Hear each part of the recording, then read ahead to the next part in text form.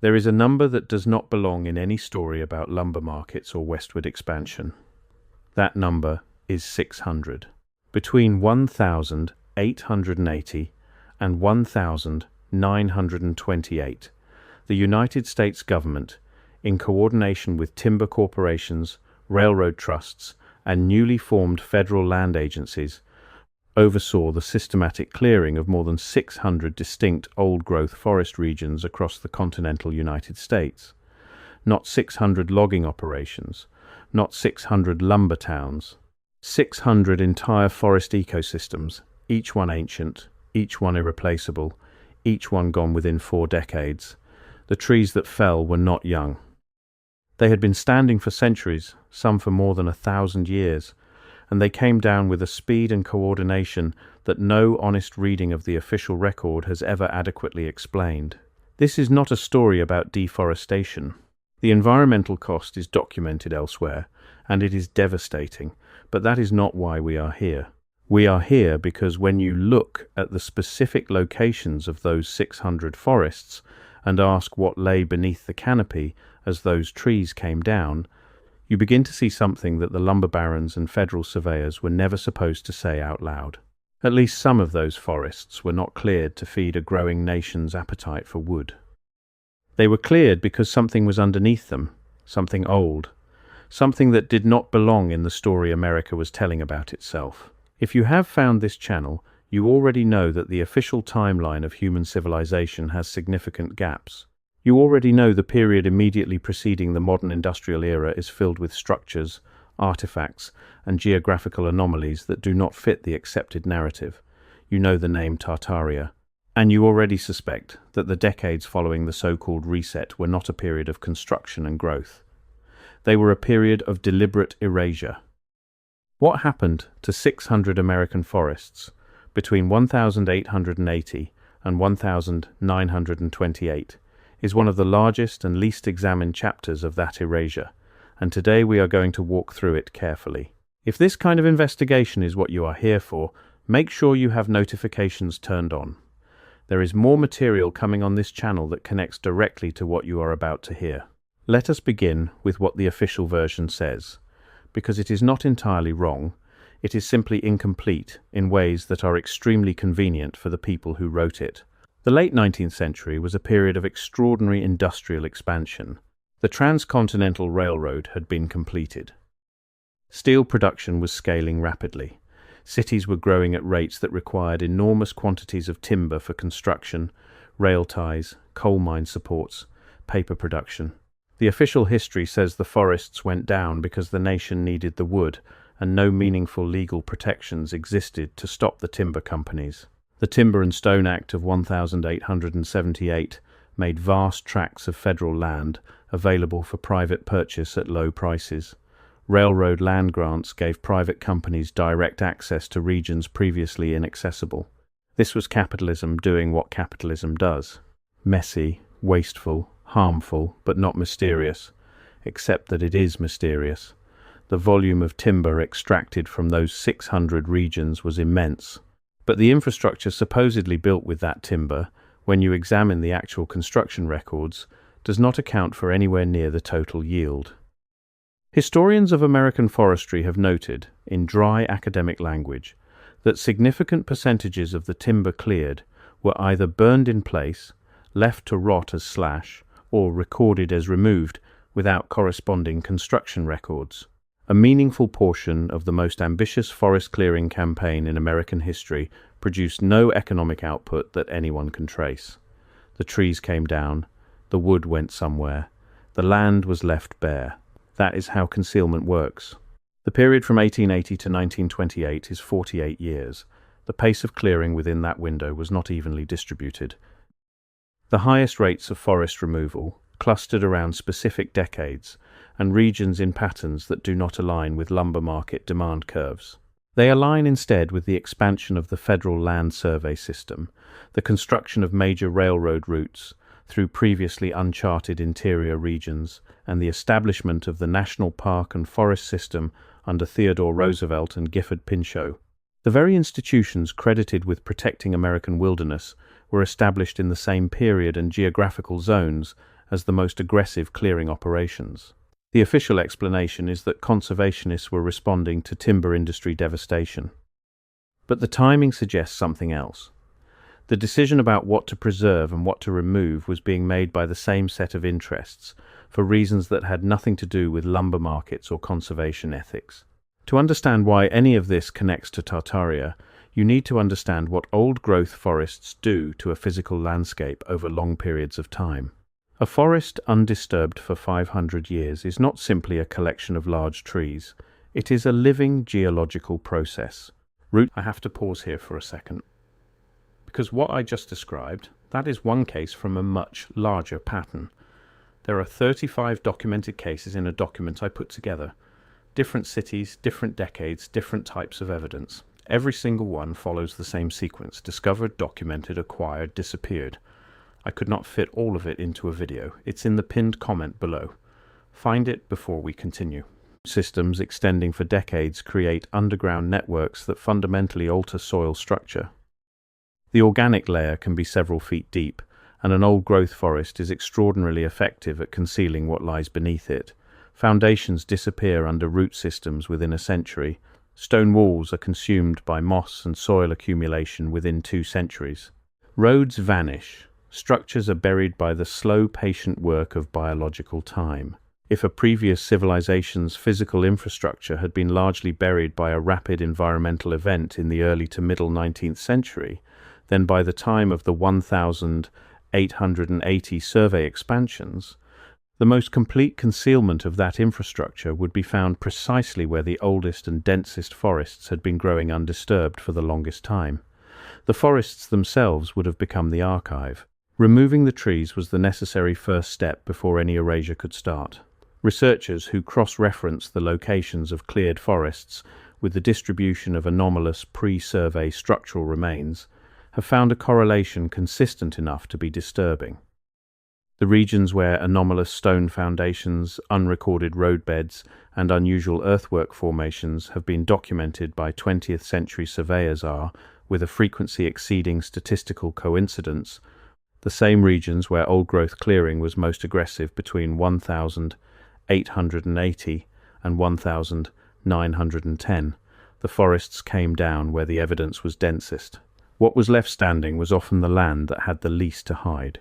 Consider the Pacific Northwest, home to some of the most ancient and massive forest ecosystems on the continent. Early survey teams working interior regions of what is now Washington and Oregon in the 1880s and 1890s filed reports describing pre-existing clearings within the old-growth zones, showing no evidence of natural fire, origin, and in several cases containing what surveyors described as stone arrangements of unknown origin. These reports were filed, catalogued, and then essentially vanished from the accessible historical record. The forests around those clearings were among the first targeted by timber operations in the subsequent decade. Consider the upper Midwest. The vast old-growth forests of Michigan, Wisconsin, and Minnesota almost entirely removed, between 1880 and 1910. Within the broader historical record of what became known as the cutover, there are persistent local accounts documented in regional histories and settler memoirs of structures encountered during the clearing that did not belong to any indigenous building tradition and predated any known European settlement by margins neither surveyors nor loggers had a comfortable explanation for. Stone foundations whose architecture matched nothing in the colonial record, paved surfaces beneath the organic layer that appeared to have been sealed rather than built upon. These accounts were not suppressed, they were simply not followed up on. The trees came down, the land was converted to agriculture, and whatever lay under the forest floor was ploughed under before anyone could study it. The great forests of the American Southeast offer a slightly different angle on the same phenomenon. The longleaf pine ecosystem that once stretched across approximately 90 million acres of the southeastern coastal plain was almost entirely eliminated between 1880 and 1930. But the longleaf ecosystem also happened to overlie one of the densest concentrations of earthwork mound complexes anywhere in North America. The official history treats these mound complexes as entirely unrelated to the forest clearing. But the practical reality is that removing old-growth canopy and the dense root systems beneath it dramatically accelerated erosion and alteration of earthwork sites. In a number of documented cases, significant earthwork complexes were physically exposed and then immediately incorporated into land clearing operations before any formal archaeological survey could take place. The window between exposure and erasure was, in some cases, a matter of months. At this point, it is worth asking, is there a simpler explanation? Yes. The simpler explanation is the one the history books give you. Industrial capitalism, lumber demand, absent regulation, manifest destiny applied to landscapes. These forces were real, powerful, and produced the deforestation we are describing. Nobody here is arguing that the timber barons were primarily motivated by a secret archaeological agenda. What we are arguing is something more subtle, that the forces driving the clearing were aware of what they were incidentally exposing, and that a second layer of institutional response was organized to manage those exposures before they could become public knowledge. What happened immediately afterward, in the same zones, is where the story gets strange. The Federal Land Survey expansion of the 1880s and 1890s was an extraordinary bureaucratic achievement. Between 1879 and 1910, the General Land Office conducted survey operations across millions of acres of previously uncharted territory. The surveyors were meticulous, their records extensive. But there is a category of finding that appears in early GLOW field notes, with a frequency the official institutional history of the survey program does not acknowledge. That category is the notation of pre-existing infrastructure. Early land surveyors were required to note any existing features that might affect land grant or title determinations. In the heavily forested interior regions being surveyed, the presence of any such features was theoretically impossible, since these were lands with no recognized European or American settlement. And yet the field notes contain references to them. Laid stone, graded surfaces beneath organic material, regularly spaced mounds of non-natural origin, roadbeds that align with no known indigenous trail system and no colonial-era route. The surveyors noted anomalies and moved on, because their job was to survey and map, not to excavate or theorize. What happened to these notations is instructive. The GLO survey records are preserved, a portion digitized and accessible. Researchers who have cross-referenced anomalous notations with subsequent land use decisions found consistent patterns. Parcels, flagged as anomalous, tended to be transferred to private ownership rapidly and with less friction than comparable unflagged parcels. They tended to be among the first areas cleared, and the clearing operations on these parcels tended to be documented in ways that emphasized economic productivity rather than what was encountered. This brings us to one of the most specific aspects of this investigation: the railroad corridors. The expansion of the American railroad network between 1865 and 1910 is comprehensively documented. The land grants, construction timelines, and financial structures of the major railroad trusts are all on record. But documentation of what construction crews encountered during right-of-way clearing in heavily forested regions is considerably thinner than the thoroughness of that record would suggest. Railroad construction through old-growth forest required removing not just standing trees but root systems, soil layers, and whatever lay beneath the organic layer. Accounts from workers who did this work, surviving in memoirs, regional newspaper coverage, and pension records, contain a persistent thread that official railroad histories have never incorporated. Workers on transcontinental and regional railroad expansion crews described finding, with some regularity, structural remains that did not belong in the landscape. Stonework too regular to be natural, surfaces too level to be accidental, objects whose composition or scale corresponded to nothing familiar. These accounts recur across too many different regions, too many different labor pools, too many different decades to be dismissed as collective fantasy. Something was being encountered in those forest floors. The institutional response, repeated with a consistency that suggests policy rather than coincidence, was to remove whatever was found, continue the clearing, and not ask further questions. We should spend some time on the photographs. This era's old-growth destruction was extensively photographed. Before I go further, that document in the pinned comment. If you have not found it yet, go there now, because everything I cover in these videos is one piece of a pattern that only becomes visible when you see all 35 cases together. The document shows you the full pattern. What I can show you here is the surface. What is down there is everything underneath it. Pinned comment, now, then come back. And there are extraordinary archives showing clearing operations, logging camps, and the aftermath of timber extraction. But within those archives, researchers have identified images consistently underexplored in the official historical literature because of what they appear to show.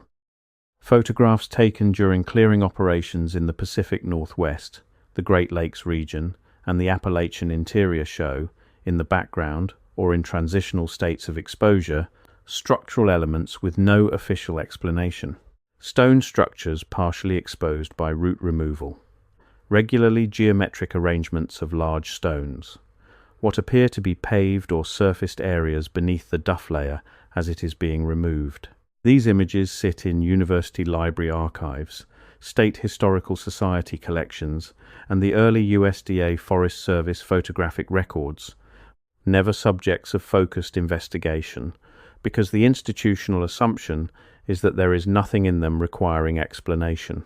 The researchers who have looked carefully argue that the assumption is wrong, that in a meaningful number of these photographs, what is visible is not natural geological formation and is not consistent with any recognized indigenous architectural tradition of the relevant region. That what is visible is instead consistent with the architectural remains of a prior built environment whose scale and material vocabulary align with the pre-reset civilization. The official position is that these researchers are seeing what they want to see. The researchers' position is that the official historical community is choosing not to look at what is clearly there. There is one category of old-growth forest detail that deserves its own extended attention, and that is the question of scale. The trees of the Pacific Northwest old-growth forests reach dimensions that still seem almost impossible, even with photographic documentation in hand. Individual specimens exceeded 300 feet in height and more than 30 feet in circumference. Growth ring analysis on stumps from the clearing operations of the 1880s and 1890s confirmed ages of 800, 1,000, 1,200 years.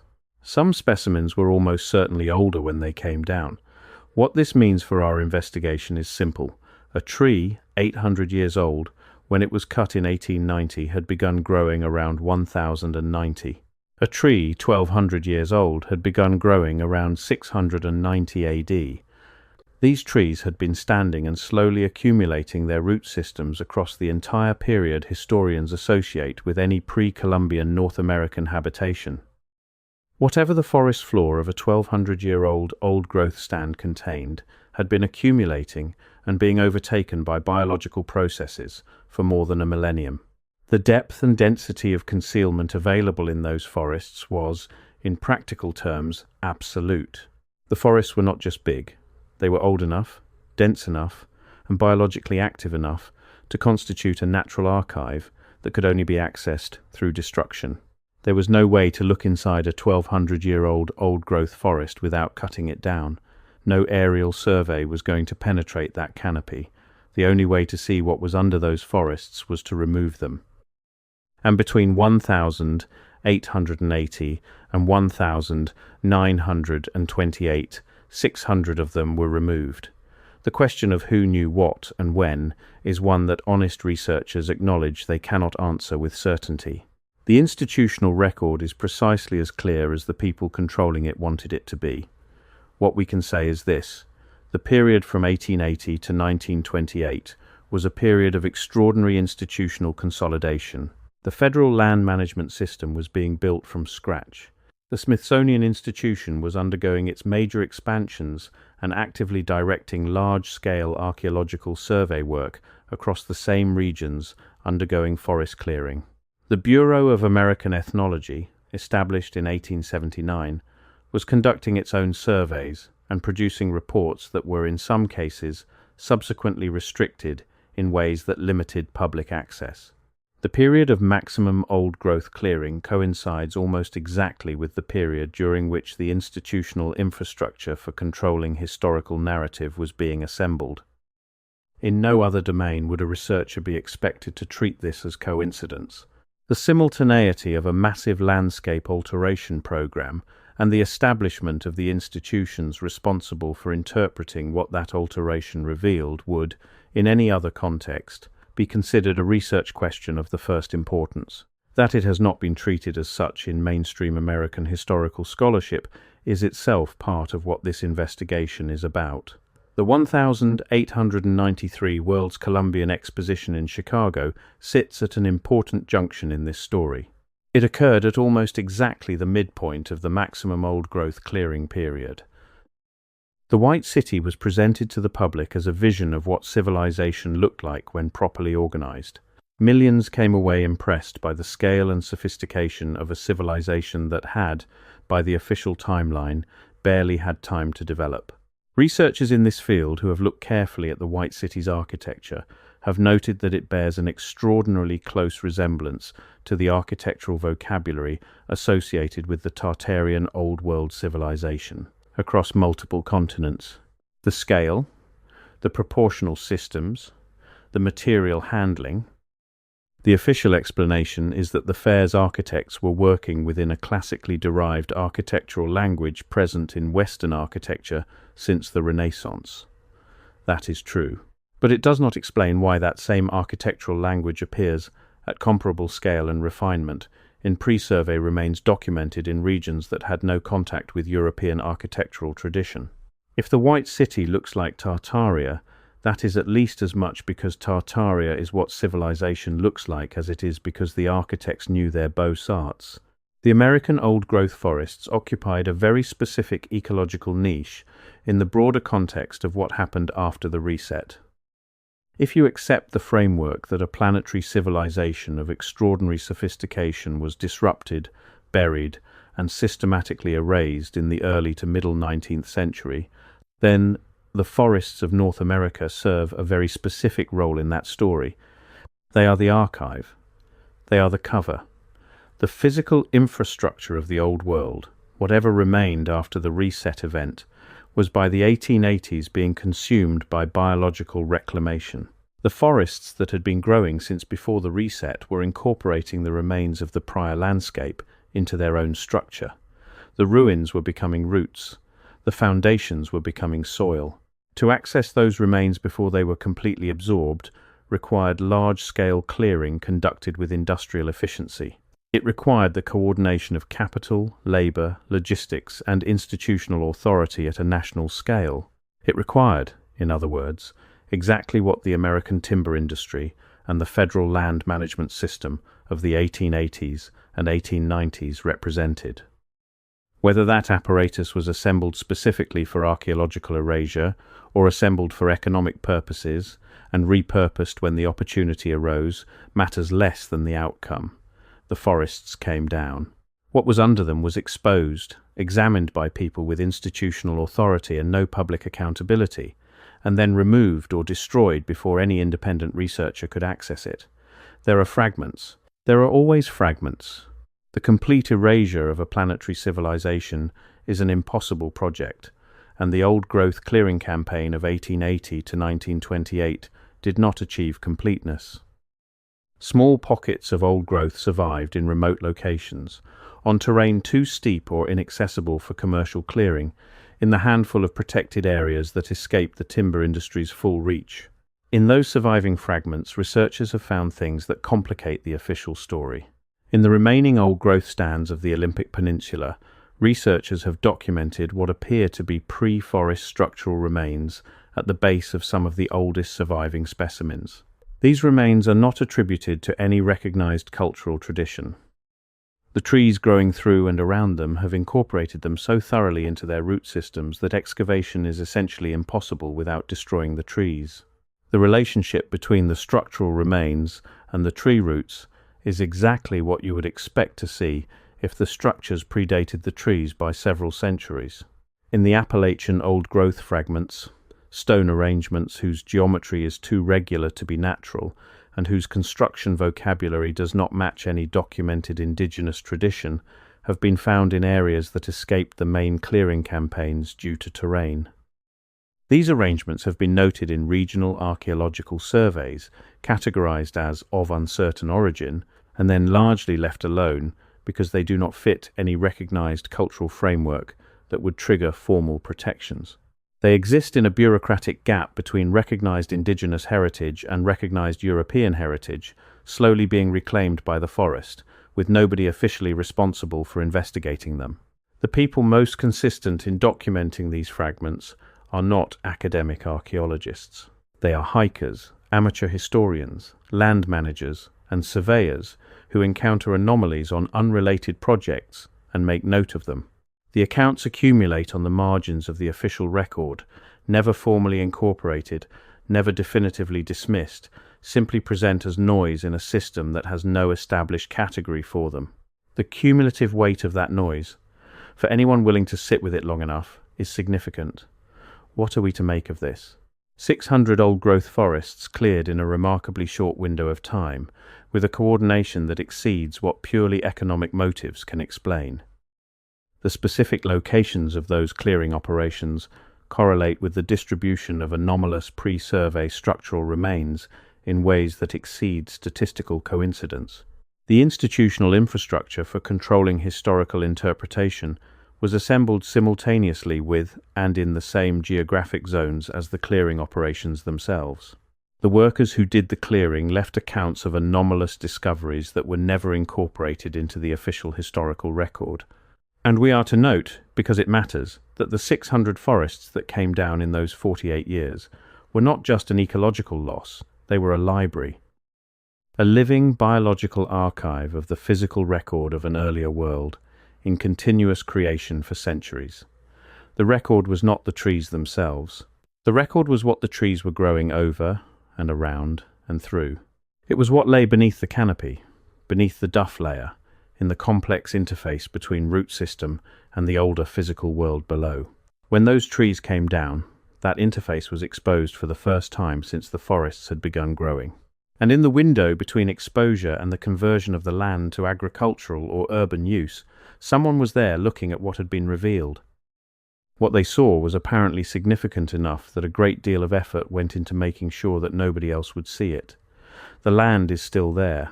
Most of it is farmland now, or managed second growth, or suburban development.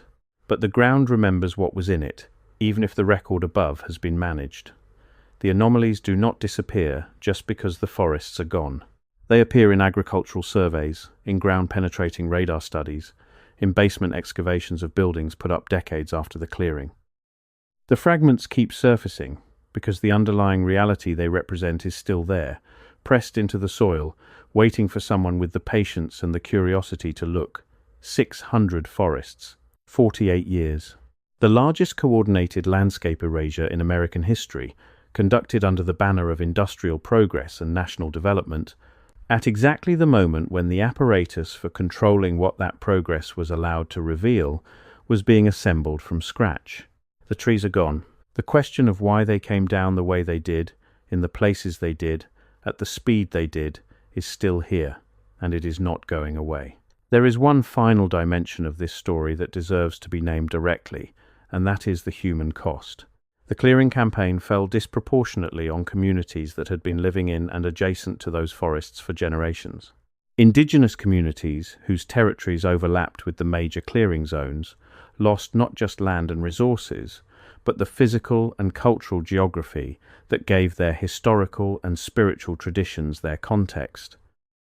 The places they knew, the places whose history they carried, were physically transformed beyond recognition in a single generation.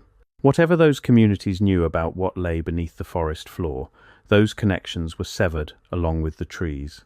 If the forests were archives of an earlier world, then the communities living in and around those forests were the custodians of whatever living knowledge remained about what those forests contained. Their displacement was as thorough as the clearing itself. The period of maximum old-growth clearing coincided precisely with the period of maximum pressure on indigenous land tenure.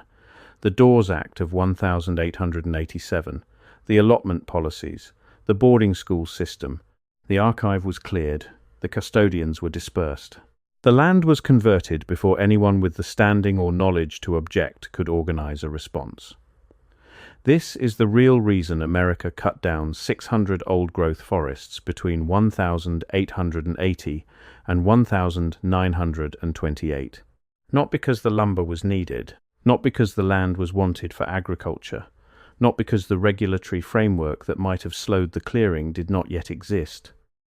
The real reason sits in the overlap between all of these things and something else, something the official historical record has never named, and that the physical evidence, in fragments and correlations, and in the accumulated weight of accounts, continues to suggest. The forests came down because the world beneath them needed to come down with them, and because for 48 years the institutions, the capital, and the logistics were all in place to make sure that it did. What remains is what always remains when a layer of the world is removed. Questions, fragments, the patience of ground that holds its contents longer than the people above it hold their certainties. And the forests themselves, in the small surviving pockets where they were not taken, still growing over whatever they have been growing over since before anyone living can remember, still doing what forests do, still incorporating the old world into their roots, still waiting for someone to look carefully at what they have been standing over all along.